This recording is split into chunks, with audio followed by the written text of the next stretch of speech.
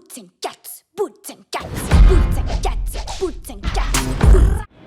Bonjour à tous, on est très content de vous retrouver en vidéo après un long moment sans rien. C'est la première fois depuis quasiment 2 ans qu'on a l'occasion d'assister à une projection en avant-première à plusieurs et donc de pouvoir vous faire un petit débrief à chaud directement après la sortie. On fait partie des chanceux qui ont vu Alerte Rouge, Turning Red en anglais, le nouveau film des studios Pixar qui sortira directement sur Disney+.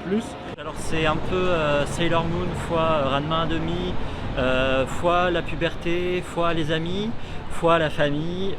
C'est hyper cool, super fun, hyper rafraîchissant pour Pixar. Ça fait plaisir de voir qu'ils se lâchent un petit peu sur le côté visuel puisque ça emprunte beaucoup au code de la Japanimation.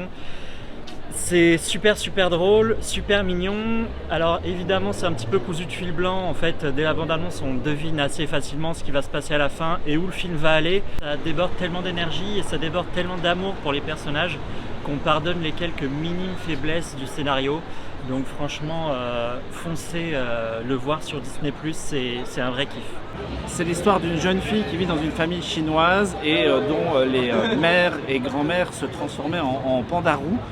Et elle va devoir vivre avec ça, composer avec ça dans un univers où elle en fait c'est quelqu'un qui déborde d'énergie comme tous les ados à 13 ans, mais vraiment elle est à fond dans le truc et le panda va l'aider à aller plus loin, va lui faire exploser ses émotions, son ressenti et on plonge vraiment dans l'adolescence et Pixar avait déjà un peu évoqué ce sujet de différentes manières, notamment avec Vice Versa, mais là c'est vraiment un film très drôle, vraiment hilarant par moments, qui emprunte vachement à la culture japonaise, notamment à Sailor Moon, à Ranma 1,5 et à d'autres références qu'on ne peut pas évoquer ici parce que sinon on va les spoiler.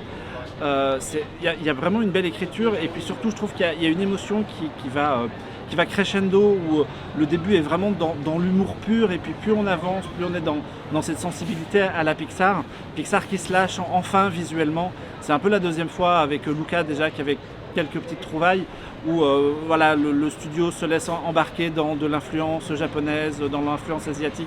On sent aussi que Spider-Verse est passé par là et a donné un peu des idées à tout le monde dans le monde de l'animation. Très honnêtement, on n'attendait pas grand-chose du film, on pensait que c'était un peu un Pixar mineur et c'est vraiment une très chouette réussite après Luca et avant Lightyear et tout ça c'est sur Disney+ le 11 mars.